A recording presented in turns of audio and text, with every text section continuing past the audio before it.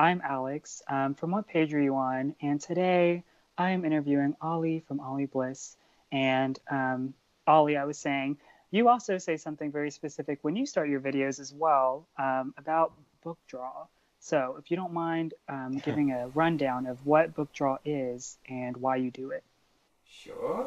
Hi, my name's Oly Bliss, and I like looking at queer fiction, and occasionally I draw images in relation to those books which I'm reviewing or talking about or looking at the themes. So I basically started it because I wanted to get more attention put onto queer fiction. I didn't feel like there was enough representation out there on it. But then once I started doing BookTube, it like opened up a whole universe of different people who are really interested in it. And I think I've stayed because I'm like, I enjoy watching those people, and they certainly bring more books to my attention, and I think that's why I'm carrying on now. But initially I kind of started doing it partly to explore how YouTube worked, but also to do something which was fun and get into that kind of bookish community. Because not many Okay. people around me talk about it. Yeah, I feel like all of us on BookTube, I feel like that's what like a lot of people always say is their like newbie answer. They're always like, um, I don't know anyone around me that reads books. Oh, and I completely forgot to mention, of course, how we know each other. But I started BookTube, or well, I know I definitely started after you because you were one of the first friends I made on BookTube. And so, yes, everyone listening or watching, that's how Ollie and I know each other. I forgot to mention this too with this interview. I only have like a few questions, which don't have to be set answers. They can just literally go anywhere. But one of them was when I knew with you doing book draw and your interest in queer fiction.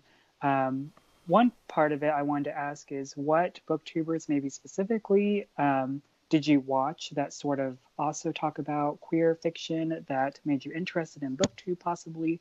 And also, I feel like on booktube, there's a lot of conversation about people doing like Patreons or Indiegogo. I don't know if that's something, but Yeah. there's a lot of discussion about booktube creators or people that make videos that is also a form of art or creating content. And so, as someone as so artistically inclined as yourself with things like book draw, do you see booktube as the same way about creating videos and there being that sort of artistic authority with booktubers and their content? Do you think it's something that requires payment isn't the right word, because I know a lot of people use like Patreon not as like paywalls, but just as like maybe things in terms of like more engagement. Like I don't know if you're familiar with Olive at a Book Olive, but I know recently she talked about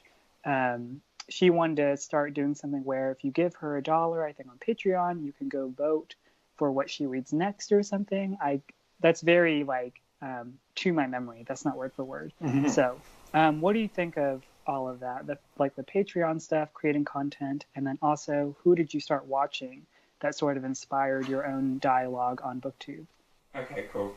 I can do it in that order too, if I can remember.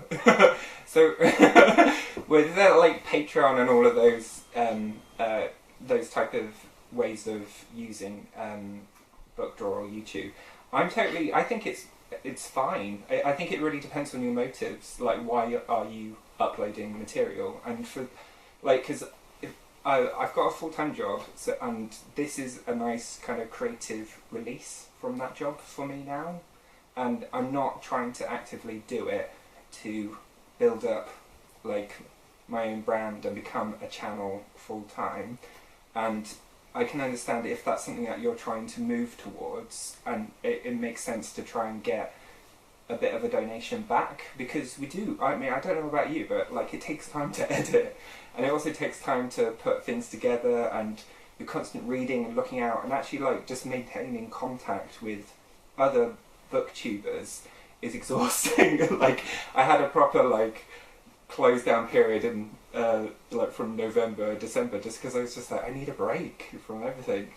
And I did start seeing that in other people's videos. I actually stopped watching videos for a little bit, and I know like put on the pages, she actually said like this is a good thing to actively, but she did it in a much more adult way in terms of actually putting that up front and saying I'm going to take a chill for a little bit. But I know like Lauren has said that she sees it as like a tip jar, in terms of like, because she's just reached 10,000 subscribers, so she's got a pool of people that she can get it from, and I think she does have that ambition to grow her channel in that direction.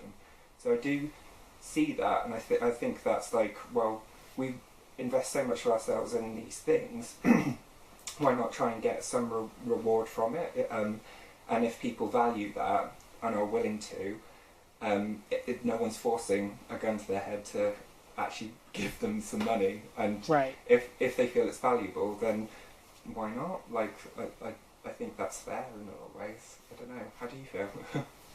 I see it as like, if anyone, because I think there's always that choice. If someone wants to, it's like you said, no one's putting a gun to your head to give this person money.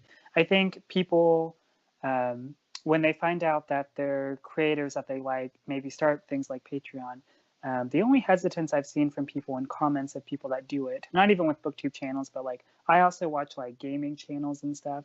So I think it's not really about them asking for money, not even asking. That's not what, I don't think that's what they're doing. I think it's more like they're worried about the shift in mentality of the creator, whether or not they think they're going to put the better stuff on Patreon or however that works, because I'm not sure. And then they sort of sacrifice something. I think it's good as long as treating it more like a sense of immediacy. So like if I ever made a Patreon, it wouldn't be that I put different videos on there. It's I'd maybe put a video I plan to put on my channel just much earlier. So it's things like that. But I agree with you. I think there is this sort of investment to our work, because booktube is work. Like you said, with like editing, I know I'm even awful at thumbnails. Sometimes I just can't do it. I'm just so tired. So I have to pray that YouTube will catch like a decent thumbnail of me, and I have to use it. So, but because also the other, because things like AdSense, the way that's changed and stuff. But the other area is merchandise, and so like, because if I can't be asked to invest the time to create a collection of stuff, and also I don't think I've got like a big enough audience, but I can see how that would make sense for those who are like apart beyond the kind of 10,000 subscription rate, where they've got a fan base, a real like a broad fan base, and they might want to, like, in terms of support them and show that they're behind them, like any kind of fan club really, in terms of just going, I'm a part of this group and I support what they're doing, and but also if you can put it in the right direction, then it could be something that's fun to either wear or consume. So I can see that being another way of doing it, and I know like other YouTubers, particularly like gamers or animators, I think do that better because they've got things that they can attach it to, which I think is harder for booktube because it's other people's stuff that we're often reviewing rather than our own.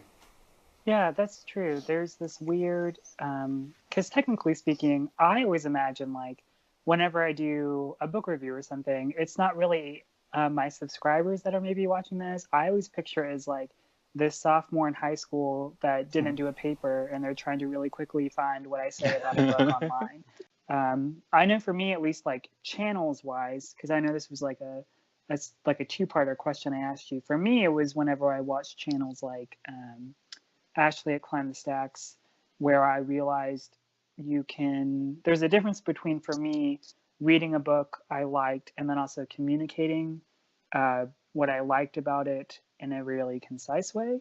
I don't know why, but just with Ashley's videos, I really liked that because I felt like she was thinking about me first as a subscriber versus her sole ideas about a book. But she also did it so well at the same time. I mean, that's why I think I like your channels in terms of your analytical insight and the way you really unpack some of the story. Because I think it's that it's just almost like an introduction. This is a book that could be interesting, and it's just a really shallow introduction to a read. But I think with you and with MCS Books, I like the spin that you give, and I mean, he certainly takes on things like on a thematic level as well, in the same way I think you do too. And I think for me personally, as a subscriber, it gives a depth to a book, and it makes me much more interested or invested in it.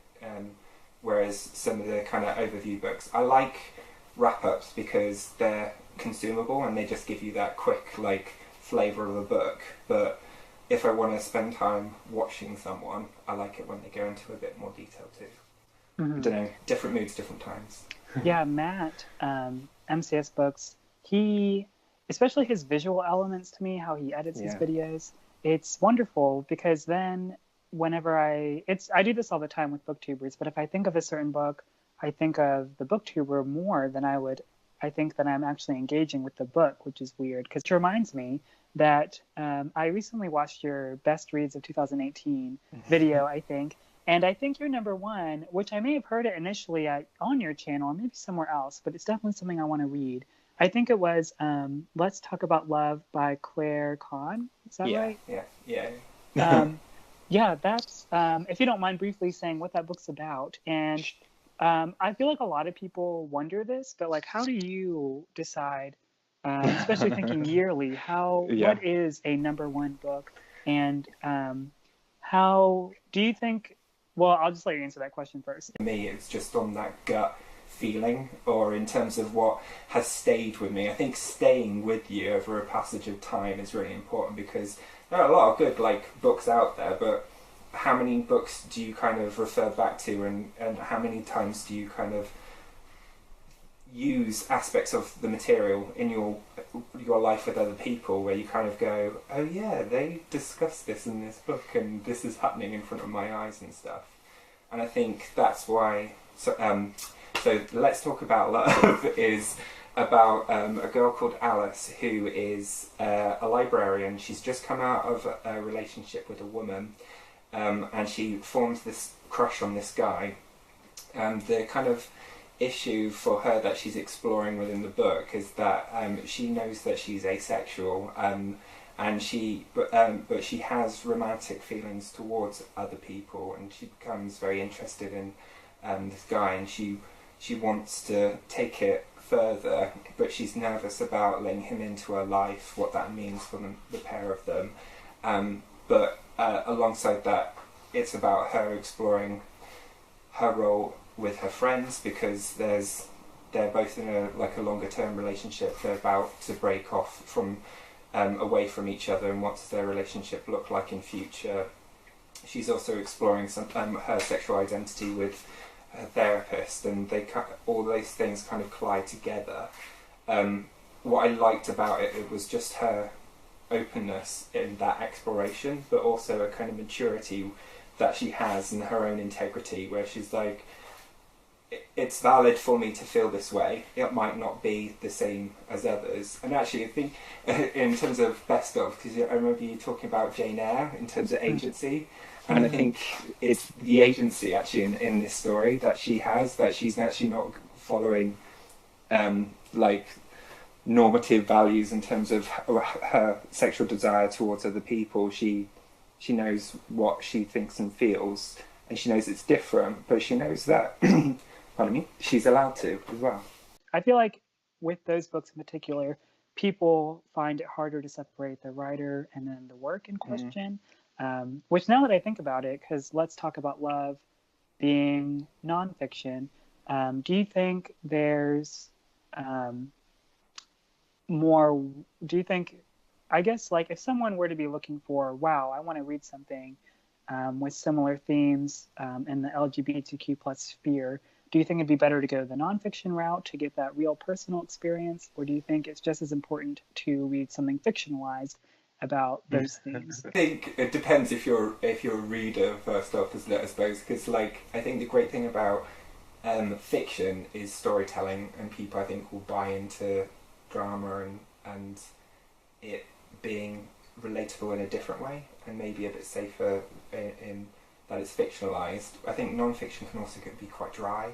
I can get quite bored sometimes. In terms of like to go through, I think it's more of like a travelling book where I might dip in and out of, or read at the end of the day to help wind down. Whereas fiction, I can spend happily a couple of hours just sat by myself, going all the way through, and you're on that journey, and you adopt the other person, don't you, for a bit. I think you start seeing through their eyes, and it might not be that you are that person and you have those lived experiences, but they're relatable and you can either sympathise or empathise with them. And I think that helps you grow as a person. And with non-fiction, you don't go through that process necessarily. It's almost like this happened, this was the result, whereas you are experiencing it almost in real time. If we go into Call Me By Your Name, because in terms of we both enjoyed that book, Yeah.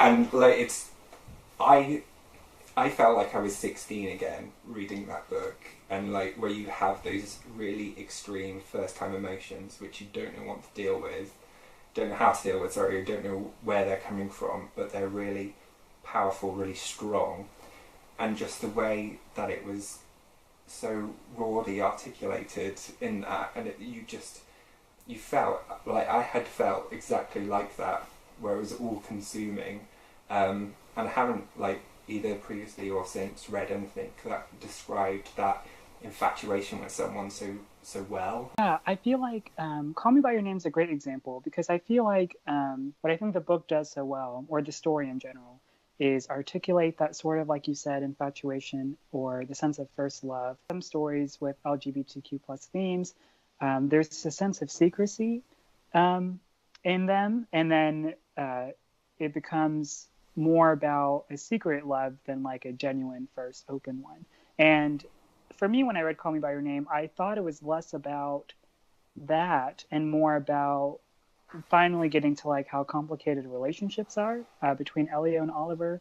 And so I feel like there were great strengths to pull from audience-wise. I feel like people that really love the story, especially since the movie coming out, they liked it for first love, but then also there's people that can relate more to feeling comfortable with their sexuality or something.